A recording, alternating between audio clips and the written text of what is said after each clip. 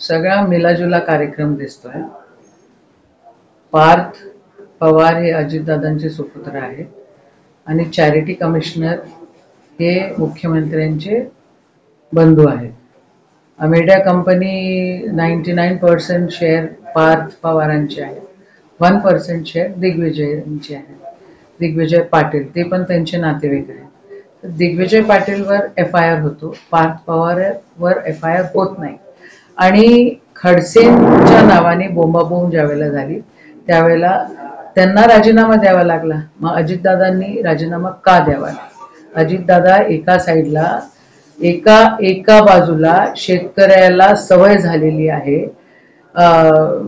कर्जमाफी वगैरे मागायची असं बोलतात. इतके असंवेदनशील अजितदादा असतील असं कधी वाटलं नाही.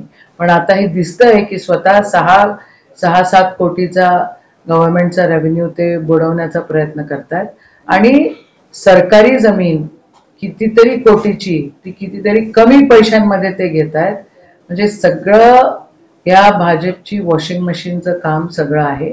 मिलेजुले कार्यक्रम हा आहे. म्हणजे माझं तर मत असं आहे की जेव्हा चॅरिटी कमिशनर हे मुख्यमंत्र्यांचे बंधू आहे आणि ह्या जमिनीमध्ये जेव्हा उपमुख्यमंत्र्यांचे चिरंजीव आहे, म्हणजे मुख्यमंत्री आणि उपमुख्यमंत्रींचा मिलाजुला कार्यक्रम आहे. दोघांनीही राजीनामे दिले पाहिजे.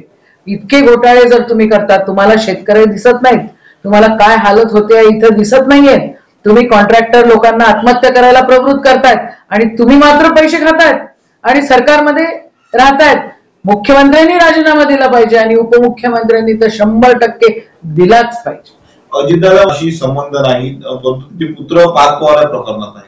हो, मग अजितदादांचे पुत्र आहेत ना, पुत्र अजितदादांचेच आहेत ना, संबंध नाही मग स्वतःचा मुलगा काय करतोय हे तुम्हाला लक्ष नाहीये? कशासाठी करायचं हे सगळं?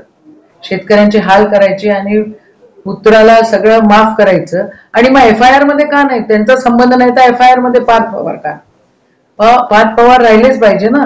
म्हणजे कमळ आणि घड्याळ यांचं लग्न झालेलं आहे, एकच आहेत. हे बदमाशी करतायत आणि हे काही राज्य चालवण्यासाठी नाही, पण स्वतःचं कुटुंब आणि स्वतःची मालमत्ता वाढवण्यासाठी.